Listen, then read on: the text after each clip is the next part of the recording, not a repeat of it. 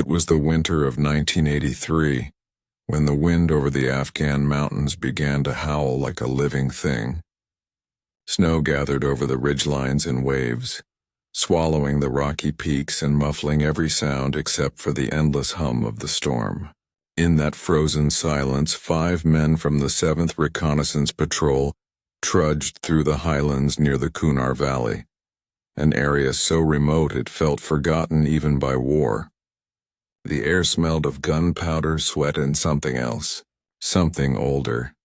They had been sent to confirm a rumor that Soviet convoys were moving supplies through a hidden mountain pass, one that wasn't marked on any map. But what they found wasn't steel or soldiers. It was something that defied reason. At first, it was just the footprints. They were enormous, twice the size of a man's boot, pressed deep into the snow as though made by something impossibly heavy. Each step was perfectly aligned, methodical, like the gait of a creature that knew where it was going. The men stopped in silence, snow settling around them, the faint echo of the wind carrying whispers that almost sounded like breath. Captain Rafiq, the leader of the patrol, crouched beside the first print. He pressed his gloved hand into it and stared. The impression was so deep that his entire arm could have fit into it. "Not a bear," he said under his breath. "Not even close." The men exchanged uneasy looks. They were hardened soldiers, men who had seen death, hunger, and the unrelenting cruelty of the mountains. But this was different. The mountains had their own kind of law, one not written by men or armies, and tonight they were trespassers. As they followed the tracks higher into the range, the snow began to thicken, and the world turned white.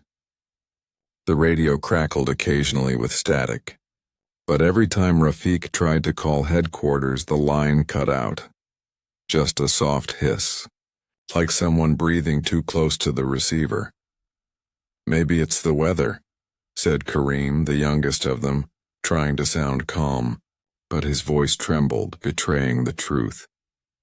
They all felt it, the sense that something unseen was moving just beyond the fog. Hours passed. The trail led them to an old village long abandoned, its wooden beams broken by time and weather. Doors hung from their hinges, the windows black and hollow. The patrol entered cautiously, rifles raised, boots crunching on frozen ground. The only sound was the wind slipping through the cracks. Inside one of the huts they found symbols carved into the walls, circles intersected by jagged lines like suns that had been shattered. Rafiq ran his gloved hand over the markings, the edges rough beneath his touch. "These are old," he murmured. "Older than this war. Maybe older than this place." "Outside," Karim shouted. The others ran to him. In the snow just beyond the village, the footprints returned, deeper now, fresher. The men followed them up a slope, the moon struggling to pierce the veil of snow and shadow. At the crest they found something frozen into the ice, a handprint, huge, human-shaped, but monstrous in proportion. The fingers were long, too long, each pressed deep as if the creature had braced itself before climbing. That night they made camp inside one of the ruins. The wind screamed through the valley like a wounded thing. Rafiq couldn't sleep. Every time his eyes closed, he heard movement outside. Slow, deliberate, like someone walking in circles just beyond the perimeter. When he finally stepped out with his rifle, there was nothing. Only the tracks now circling their camp like a predator testing its prey. By morning, the storm had cleared. The sun rose pale and thin over the mountains. But Karim was gone. His sleeping bag lay open, his rifle still beside it. The snow around his spot was disturbed, not by human footprints but by something dragging him away. The patrol followed the trail until it led to a narrow gorge. There the snow was stained with something dark, frozen into the ice. They didn't speak. Not a word. That night, Rafiq wrote in his field journal, "We are not alone here. Whatever it is, it watches. It follows the living like a shadow of the mountains themselves." Days passed. The men dwindled. One fell to frostbite, another disappeared while scouting a ridge. Their rations ran low. Hunger gnawed at their strength, and exhaustion began to blur the line between fear and madness. Then, on the fifth night, Rafiq saw it. At first, it was only a shape in the dark, towering, hunched, moving with unnatural grace across the snow. When lightning flashed, he saw the outline of limbs, long and sinewy, covered in white hair that blended with the snow. Its eyes caught the light, glowing faintly amber like the reflection of fire and ice. Rafiq didn't move. He only watched. The creature stopped, tilted its head, and then slowly raised a hand. For a moment it looked almost human. Then it turned and vanished into the storm. When the patrol finally made it back to base, only 2 of them remained. The others were gone, claimed by the cold or something far worse. Command dismissed their report as stress, fatigue, or perhaps an ambush. But the photographs Rafiq had taken were never released. They disappeared along with his journal. Years later, after the war, an old shepherd claimed to have seen the same prints high in those same mountains. He spoke of a man of the snow, a spirit said to guard the ridges from trespassers. In local Pashtun legends, they call it Barf Daku, the snow demon, a giant that walks between worlds, half spirit, half flesh. They say its footprints appear only before avalanches or disasters, as if it is warning the mountains of human greed, and so the story lives on, and somewhere between war and myth, between human fear and the endless silence of the peaks. Maybe it was a creature, maybe it was a ghost, or maybe it was something the mountains created to remind men that not everything can be conquered, not everything must be known, because some tracks lead not to answers but to the edge of the world itself. The storm passed as quietly as it had come, leaving behind a silence that felt almost deliberate, a silence that pressed on the ears and weighed on the chest. The 2 surviving soldiers descended the ridge the next morning, their faces hollow, their eyes bloodshot and rimmed with frost. They didn't speak to each other anymore. Whatever words they could have shared had been swallowed by the mountain, by the unrelenting wind that still whispered between the cliffs like a forgotten language. Rafiq carried the journal close to his chest, wrapped in oilcloth and tied with twine. It was the only thing that felt real anymore. The entries inside were shaky, written in a hurried scrawl that barely resembled his own handwriting. The final one simply read, "If you hear the snow breathing, don't answer." As they reached the edge of the pass, the second soldier, Qadir, stopped. He turned to look behind them, his face pale beneath the grime. "It's still following," he muttered.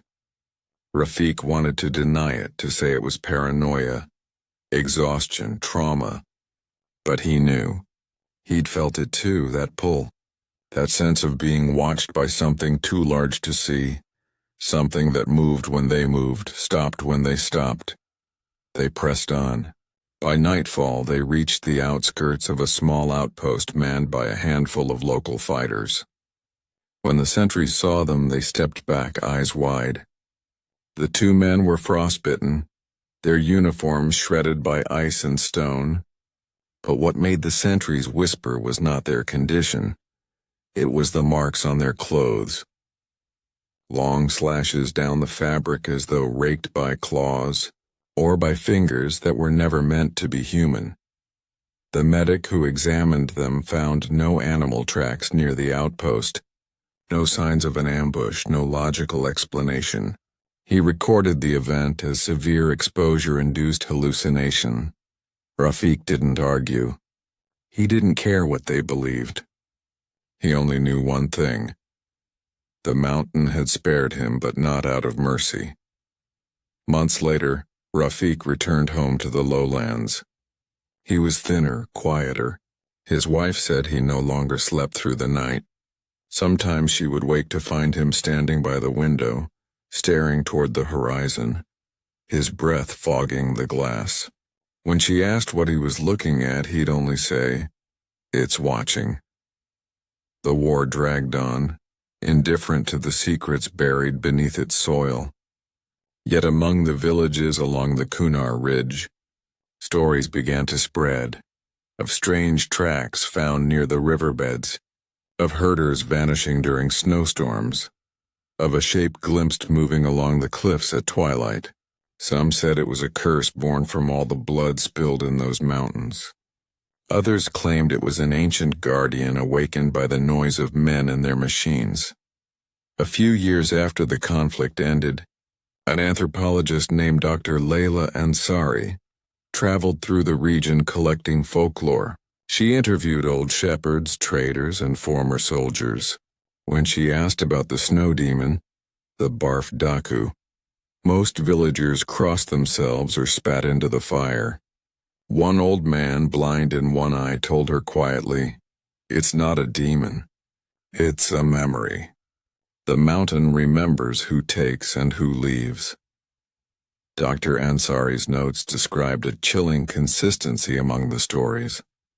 A towering figure, half man, half shadow, always appearing before a great storm or disaster. The locals claimed it could not be killed, only appeased, with silence, with respect, with distance. "You don't chase it," one woman said. "You survive by pretending you didn't see." When Dr. Ansari tried to trace the origin of the legend, she found references reaching back to pre-Islamic tribal lore. The oldest mentions came from ancient rock etchings depicting human figures beside enormous footprints, with lines of prayer carved below them, invocations to the sleeper in the snow. Rafiq's journal eventually made its way into her hands. She never learned how.